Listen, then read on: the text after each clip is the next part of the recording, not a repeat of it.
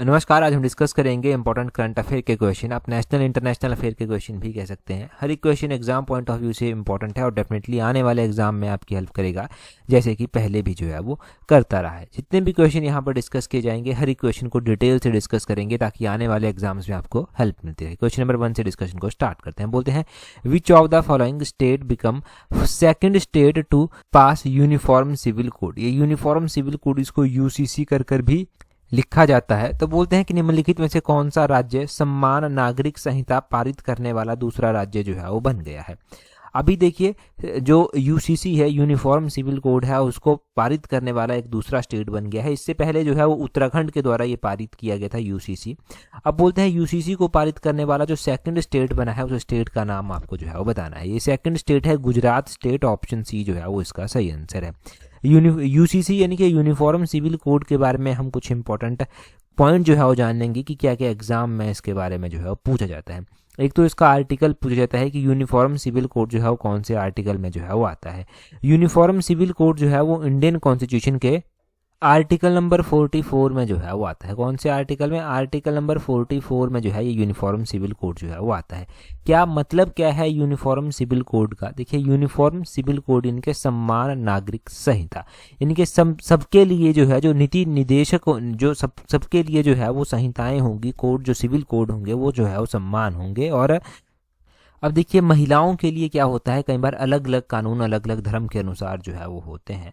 तो अब गुजरात ने इस यूनिफॉर्म सिविल कोड को जो है वो लागू किया है। तो ये जो यूनिफॉर्म सिविल कोड जो है वो लागू किया गया है गुजरात के द्वारा, इसके तहत महिलाओं को जो उनके साथ भेदभाव होता है, उत्पीड़न होता है, उसको दूर किया जा सकेगा। एक लैंगिक जो समानता है, लैंगिक जो न्याय है, वो सुनिश्चित जो है वो यहाँ से किया जाएगा।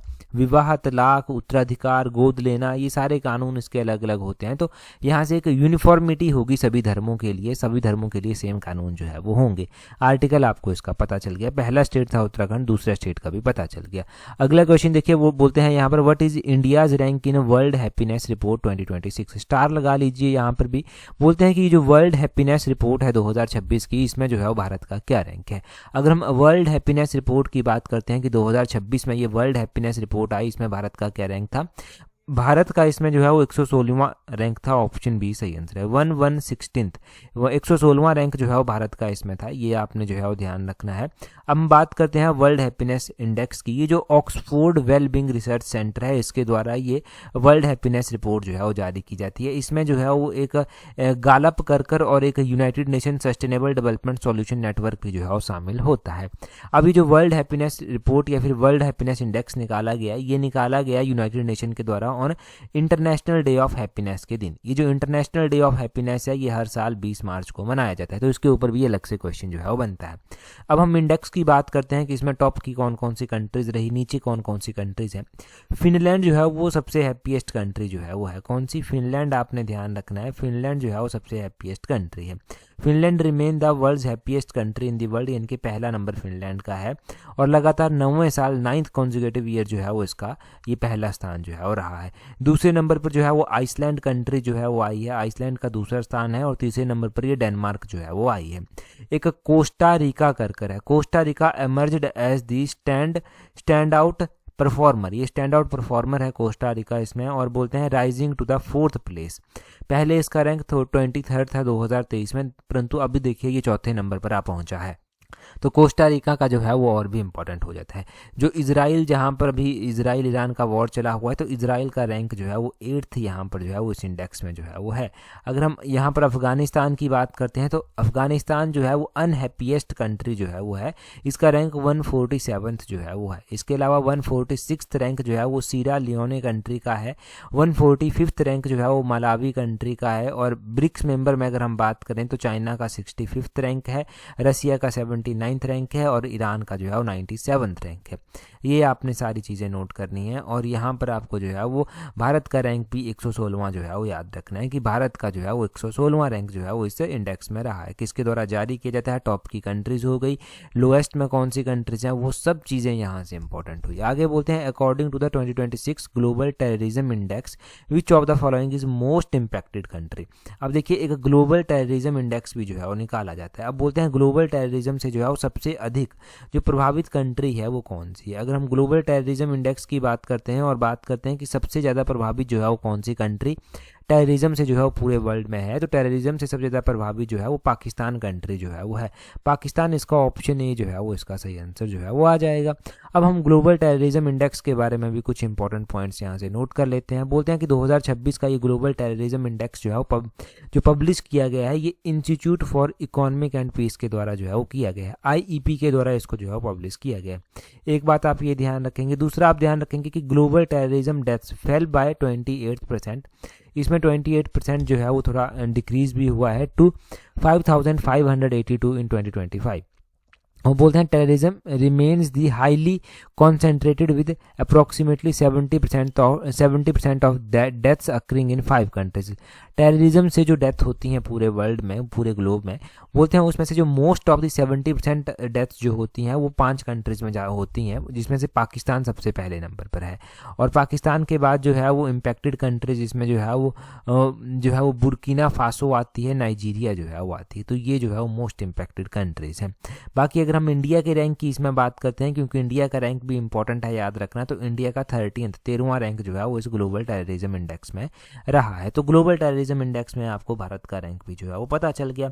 ये सारी चीज़ें आपने ध्यान रखनी है कि किस कंट्री का कितना रैंक है, कौन सी कंट्री टॉप पर है, जो हमारा इंडिया है उसका क्या रैंक है। ठीक है, ये यहाँ से जो है वो क्वेश्चन पूछे जाते हैं। फिर आगे बोलते हैं which of the following country becomes the first European union country to introduce fuel rationing amid the energy disruption. तो बोलते हैं कि निम्नलिखित में से कौन सा देश ऊर्जा व्यवधान के बीच ईंधन राशनिंग शुरू करने वाला जो है वो पहला यूरोप जो है वो बना है, पहला जो है वो यूरोपीय संघ का देश जो है वो बना है। अगर हम यूरोपियन यूनियन कंट्रीज में बात करते हैं तो EU की कंट्री आपको बतानी है जो पहली बनी है, तो ये जो है वो बनी है कौन सी, स्लोवेनिया जो है वो कंट्री बनी है। स्लोवेनिया, इसका ऑप्शन ए जो है वो सही आंसर हो जाएगा। हम पहले तो यहाँ पर स्लोवेनिया की बात जो है वो कर लेते हैं, फिर हम थोड़ा सा और जो है वो जानेंगे। अगर हम स्लोवेनिया की कैपिटल की बात करते हैं कि स्लोवेनिया की जो राजधानी है वो कहाँ पर है, तो इसकी राजधानी जो है वो जुबलजाना में जो है वो स्थित है। ये ध्यान रखना आप, इसकी राजधानी जो है वो जुबलजाना में जो है वो स्थित है। जुबलजाना हो गया, जुबलजाना में इसकी कैपिटल है, परंतु जुबलजाना को लिखते ऐसे हैं, इसमें एल पहले लगाया जाता है, LJUBALJANA। एल जो है वो साइलेंट वर्ड जो है वो यहाँ पर है। तो जुबलजाना आपको पता चल गया, स्लोवानिया आपको पता चल गया। यूरोपियन यूनियन की थोड़ी सी बात कर लेते हैं। यूरोपियन यूनियन में जो है वो कितने टोटल मेंबर जो है वो आते हैं। अगर हम यूरोपियन यूनियन की बात करते हैं तो 27 मेंबर जो है वो इसमें जो है वो आते हैं। 27 मेंबर भी आपने इसके जो है वो ध्यान रखने हैं। यूरोपियन यूनियन का हो गया यहाँ पर, स्लोवानिया का हो गया यहाँ पर, ये सब आप यहाँ पर जो है वो इतना ही याद रखना, इतना काफ़ी है। यहाँ पर वही लिखा गया है, Slovenia become the first European union country to introduce the fuel rationing amid the energy disruptions. ठीक है, और फ्यूल रैशनिंग का मतलब हुआ क्या? फ्यूल रैशनिंग का मतलब है कि सरकार जो है ना वो लिमिट लगा देती है, पेट्रोल हो गया, डीजल हो गया, बाकी के जो फ्यूल हो गया उनके ऊपर लिमिट लगा देती है सरकार की। कोई भी इंडिविजुअल है, कोई भी बिजनेसमैन है, वो कितना परचेज कर सकता है, क्या कर सकता है, उसके ऊपर पूरे जो है वो लिमिटेशंस लगा दी जाती है। यहाँ से क्या होता है, जो शॉर्टेज चल रही है किसी भी चीज़ की, जैसे फ्यूल की शॉर्टेज चल रही है तो फ्यूल रैशनाइजिंग की गई, तो यहाँ से जो है वो इस चीज़ से मैनेज जो है वो ईजिली किया जा सकता है। अगला क्वेश्चन देखिए क्या बोलते हैं। अगले क्वेश्चन में बोलते हैं यहाँ पर Anutin Charnvirakul become the prime minister of which of the following country. तो बोलते हैं कि ये जो है वो नए प्राइम मिनिस्टर जो है वो बने हैं। अब बोलते हैं प्राइम मिनिस्टर जो बने हैं ये चर्चा में क्यों आए? चर्चा में इसलिए आए क्योंकि प्रधानमंत्री नरेंद्र मोदी के द्वारा इनको जो है बधाई दी गई, मार्च 2026 में ही बने हैं। तो अनुटिन चार्नविरकुल को जो है वो बोलते हैं किस देश का प्रधानमंत्री बनाया गया है? थाईलैंड का प्रधानमंत्री इनको बनाया गया है। ऑप्शन ए थाईलैंड जो है वो इसका सही आंसर हो जाएगा। अब थाईलैंड के जो है ये एक तरह से री इलेक्ट ही हुए हैं, तो ये भी ध्यान रखना है कि री इलेक्टेड ही हैं ये। अब हम थाईलैंड की भी थोड़ी सी बात यहाँ पर जो है वो कर लेते हैं। थाईलैंड की बात करते हैं तो थाईलैंड की कैपिटल, थाईलैंड की करेंसी, ये सबसे बेसिक क्वेश्चन थाईलैंड के बनते हैं। पहले तो थाईलैंड की कैपिटल कहाँ पर है? बैंकॉक में जो है थाईलैंड की कैपिटल जो है वो आती है। थाईलैंड की कैपिटल बैंकॉक में है। थाईलैंड की करेंसी की अगर हम बात करते हैं तो थाईलैंड की करेंसी जो है वो भाट कर जो है वो आती है। थाईलैंड की करेंसी भी आपने नोट कर ली।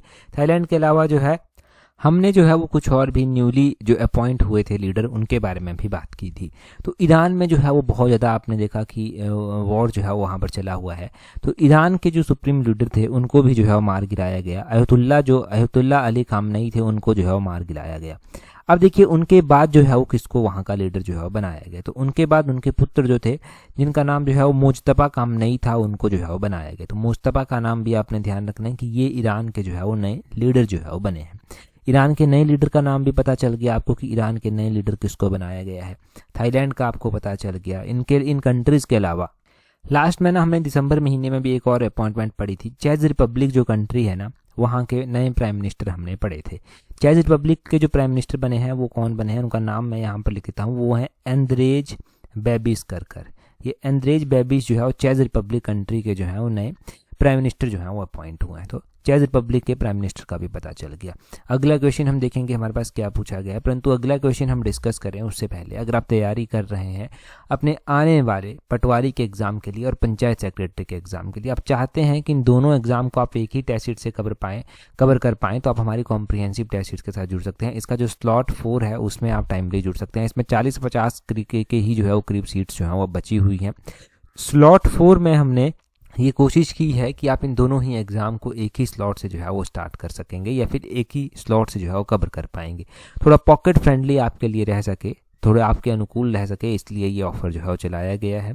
तो आप नीचे डिस्क्रिप्शन बॉक्स कमेंट बॉक्स में लिंक दिया गया है जो हमारी स्लॉट 4 की टेस्ट सीरीज है उसका, वहाँ से ज्वाइन कर सकते हैं। साथ में ही अगर जूनियर ऑफिस असिस्टेंट के अलग से तैयारी कर रहे हैं तो जूनियर ऑफिस असिस्टेंट की टेस्ट सीरीज के साथ आप जुड़ सकते हैं, जिसका लिंक नीचे डिस्क्रिप्शन बॉक्स कमेंट बॉक्स में जो है वो दिया गया है। तो इन दोनों ही टेस्ट सीरीज के लिंक दिए गए हैं, आप इन दोनों के साथ जो है वो इजीली जुड़ सकते हैं। अगला क्वेश्चन देखिए हमारे पास यहाँ पर क्या पूछा गया है।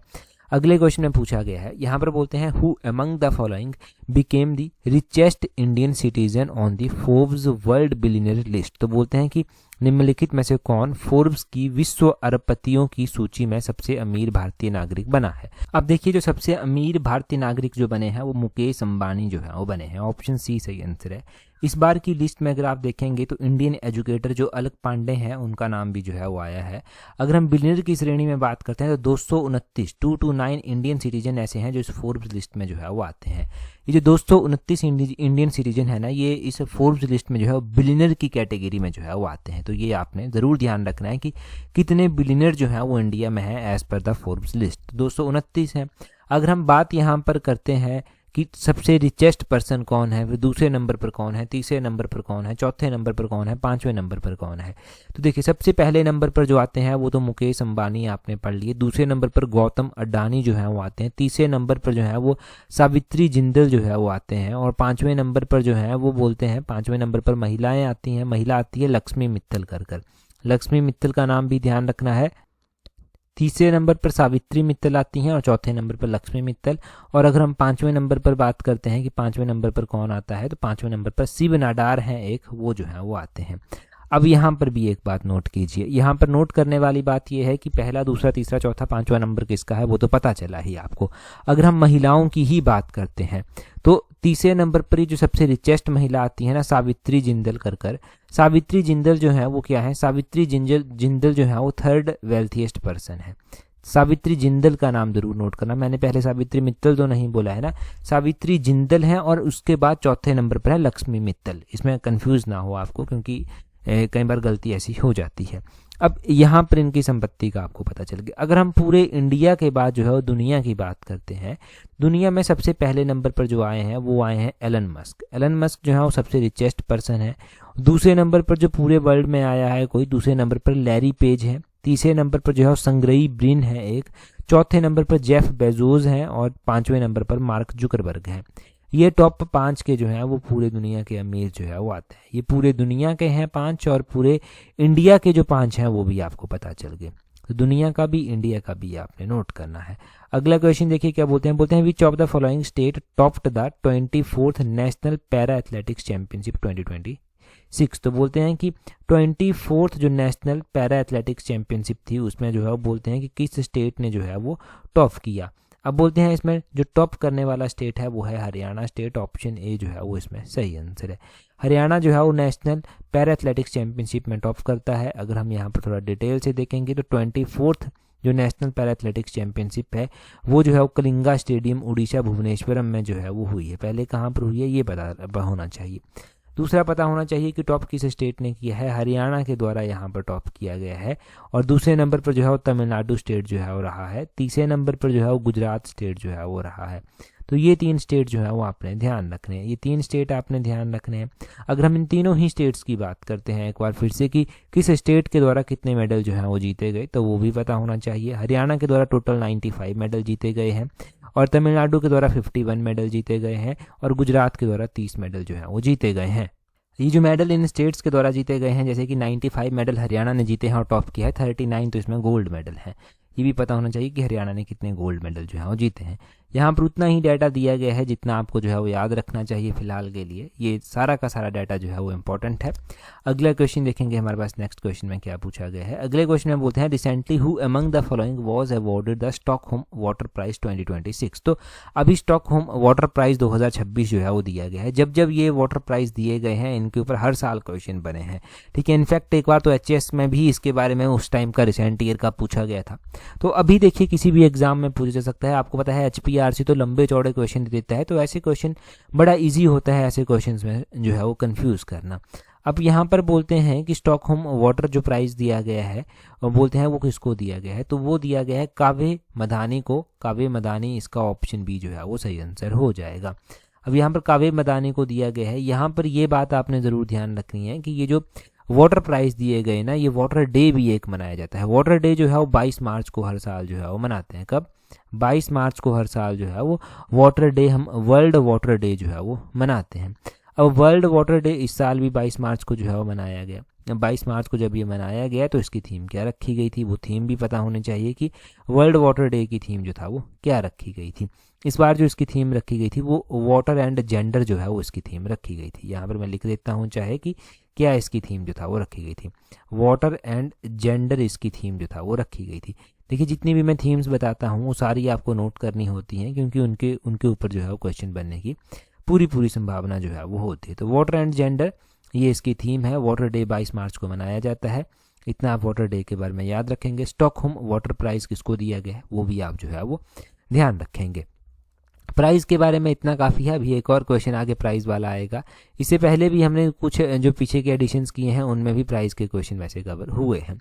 अगले क्वेश्चन में बोलते हैं recently who has been honoured with the honorary night commander of the order of British empire, किसको केबीई बोला गया, by the UK government in मार्च 2026। तो बोलते हैं कि हाल ही में मार्च 2026 में यूके सरकार द्वारा order of the British Empire KBE के मानक नाइट कमांडर से किसे सम्मानित जो है वो किया गया है। तो ये जो केबीई का है, जो बोलते हैं केबीई है, जो knight commander of the order of British empire award है, बोलते हैं ये किसको दिया गया है, तो ये दिया गया है एन चंद्रशेखरन को। इसका ऑप्शन सी जो है वो सही आंसर जो है वो हो जाएगा। एन चंद्रशेखरन को जो है ये दिया गया है और ये जो है वो knight commander of the order of the British empire जो है वो अवार्ड है। ठीक है, ये आप इस अवार्ड का ध्यान रखना। यहाँ पर आपने एक और चीज़ साथ में नोट करते चलना है कि मार्च महीने में ही एक और इम्पोर्टेंट अपॉइंटमेंट हुई थी, वो भी आप ध्यान रखना। वो हुई थी विक्रम दाराइस्वामी की। तो ये जो विक्रम दाराइस्वामी की जो है विक्रम दाराइस्वामी की आपने ध्यान रखना है। ये जो इनकी अपॉइंटमेंट हुई थी ये जो है वो भारत सरकार के द्वारा जो है वो चीन में भारत के राजदूत जो है वो नियुक्त किए गए हैं। ठीक है, इंडियन एम्बेसडर टू चाइना जो है ये बनाए गए हैं। तो ये भी ध्यान रखना है कि ये कौन सी कंट्री के एम्बेसडर बनाए गए हैं। चाइना हमारा पड़ोसी है और चाइना के साथ संबंध बहुत ज़्यादा मायने जो है वो रखते हैं। तो इसलिए जब इंडियन एम्बेसडर चाइना में अपॉइंट किए जाएँ, जैसे यूएस में अपॉइंट किए जाएँ, चाइना में अपॉइंट किए जाएँ, तो वो ज़्यादा इंपॉर्टेंट जो है वो हो जाते हैं। तो एन चंद्रशेखरन के द्वारा ये 2 नाम जो है वो इंपॉर्टेंट हुए। अगला क्वेश्चन है, यहाँ पर बोलते हैं world tuberculosis day every year observed on. तो बोलते हैं कि वर्ल्ड ट्यूबरक्लोसिस डे हर साल जो है वो कब मनाया जाता है। अगर हम वर्ल्ड ट्यूबरक्लोसिस डे की बात करते हैं कि हर साल ही ये मनाया जाता है और कब ये जो है वो मनाया जाता है, तो वर्ल्ड ट्यूबरक्लोसिस डे हर साल जो है वो मार्च महीने में 24 मार्च को जो है वो मनाया जाता है। ऑप्शन सी जो है वो इसका सही आंसर है। अगर हम वर्ल्ड ट्यूबरक्लोसिस डे की बात करते हैं कि वर्ल्ड ट्यूबरक्लोसिस डे के बारे में आपको क्या क्या पता होना चाहिए, तो एक तो ये 24 मार्च को मनाया जाता है। अगर हम यहाँ पर देखिए थोड़ा सा डिटेल से देखेंगे हम क्या बोलते हैं on this day in 1882 doctor Robert Koch discovered the bacterium that causes TB. यानी कि इस बैक्टीरिया की खोज की गई थी जो ट्यूबरक्लोसिस को जो है वो कॉज करता है। और बोलते हैं paving a way for diagnosis and cure of the disease. तो और इसी के लिए जो है वो दवाई बनाने के लिए रास्ता मिला आगे और इसको डायग्नोस करने का जो है वो पता चला।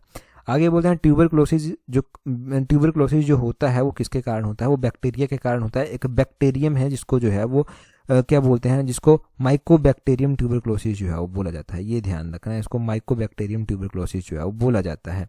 ये सबसे ज़्यादा इम्पैक्ट जो करता है ये लंग्स को जो है वो सबसे ज़्यादा इम्पैक्ट जो है वो करता है। तो लंग्स भी यहाँ पर ध्यान रखें कि लंग्स को इम्पैक्ट ये करता है। ये आपको पता चल गया। इसके अलावा वर्ल्ड मेट्रोलॉजिकल डे मनाया गया, ये 23 मार्च को मनाया गया। और बोलते हैं वर्ल्ड मेट्रोलॉजिकल डे मनाया जाता है वो वर्ल्ड मेट्रोलॉजिकल ऑर्गेनाइजेशन की स्थापना की गई थी 23 मार्च 1950 को, तब ये 23 मार्च को जो है वो हर साल जो है वो मनाया जाता है। एक वर्ल्ड वाटर डे था जो हमने 22 मार्च को पहले ही पढ़ लिया है।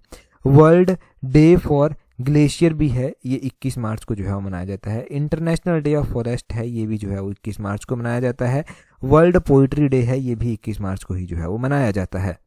और एक डे हमने पहले पढ़ा था इंटरनेशनल हैप्पीनेस डे, ये 20 मार्च को जो है वो मनाया जाता है। अभी मार्च महीना जो है वो चला हुआ है, अभी तक जो मार्च के इंपॉर्टेंट डे हुए हैं उसमें जो है वो पहली मार्च को विश्व नागरिक सुरक्षा दिवस मनाया गया, दूसरी मार्च को विश्व वन्य जीव दिवस मनाया गया, ठीक है। और जो पहली मार्च को विश्व नागरिकता सुरक्षा दिवस मनाया गया, तीसरी मार्च को विश्व वन्य जीव दिवस जो है वो मनाया गया, ये ध्यान रखना है आपने। और 7 मार्च को जो है वो most important day Jan Aushadhi दिवस मनाया गया। 8 मार्च को उससे भी ज़्यादा इंपॉर्टेंट डे है इंटरनेशनल वुमेन डे, अंतर्राष्ट्रीय महिला दिवस, वो जो है वो मनाया गया। और वैसे ही जो है वो जो धूम्रपान निषेध दिवस है वो भी मनाया जाता है, नो स्मोकिंग डे मनाया जाता है 11 मार्च को। और वैसे ही जो है वो पाई डे भी मनाया जाता है, जिसको हम इंटरनेशनल लेवल पर मैथमेटिक्स डे भी जो है वो बोलते हैं। ये जो पाई डे मनाया जाता है ये 14 मार्च को जो है वो मनाया जाता है, 14 मार्च को पाई डे मनाते हैं। और विश्व उपभोक्ता अधिकार दिवस भी मनाया गया, ये जो विश्व उपभोक्ता अधिकार दिवस था ये 15 मार्च को मनाया गया। और विश्व उपभोक्ता नागरिकता दिवस के अलावा जो है वो अंतर्राष्ट्रीय प्रसन्नता दिवस आपने पढ़ लिया। और 20 मार्च को जो है वो अंतर्राष्ट्रीय प्रसन्नता दिवस के साथ साथ फ्रेंच भाषा दिवस भी जो है वो मनाया जाता है। तो ये सारे इंपॉर्टेंट डेज जो हैं वो आपने ध्यान रखने हैं मार्च महीने के। जहाँ जहाँ पर थीम्स जुड़ती जाएंगी उन थीम्स को भी हम ऐड करते रहेंगे।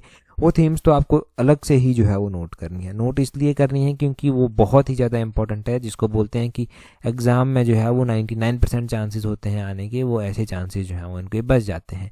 मैं आपको वही चीज़ें बताता हूँ, वही पॉइंट नोट करवाता हूँ जो एग्ज़ाम पॉइंट ऑफ व्यू से ज़्यादा हेल्प आपकी कर सके, मेरिट में आपको ऊपर लाना है और आपका स्कोर भी इम्प्रूव करना है, वही हमारा जो है वो एम है, ठीक है। अगला क्वेश्चन देखिए क्या बोलते हैं अगले क्वेश्चन में बोलते हैं which movie won the Oscar award 2026 for the best film. तो बोलते हैं कि बेस्ट फिल्म के लिए किस फिल्म को जो है वो सर्वश्रेष्ठ फिल्म पुरस्कार जो है वो मिला है। जो ऑस्कर पुरस्कार है वो अभी दिए गए और 2026 का जो ऑस्कर पुरस्कार है वो किस मूवी को दिया गया, ये आप कमेंट कर बताएंगे। इससे पिछले एडिशन में मैंने बड़े डिटेल से आपको बताया था कि कौन सी मूवी है, कौन एक्टर है, कौन एक्ट्रेस है, कौन स्पोर्टिंग एक्टर है, कौन स्पोर्टिंग एक्ट्रेस है, कौन डायरेक्टर है, वो सारे पॉइंट आप कमेंट कर जो है वो अभी बताइए। यहाँ से आपका भी प्रॉपर रिवीजन जो है वो हो जाएगा। हाँ, यहाँ पर एक और बात जो है वो ध्यान रखना कि अगर आपने अभी तक हमें टेलीग्राम पर ज्वाइन नहीं किया है तो टेलीग्राम पर ज्वाइन करने के लिए अपने टेलीग्राम से सर्च करना @allexam31, आपको हमारा टेलीग्राम चैनल मिल जाएगा। आज की इस वीडियो में इतना ही है। That's all for today. Thank you very much for watching and listening it very patiently.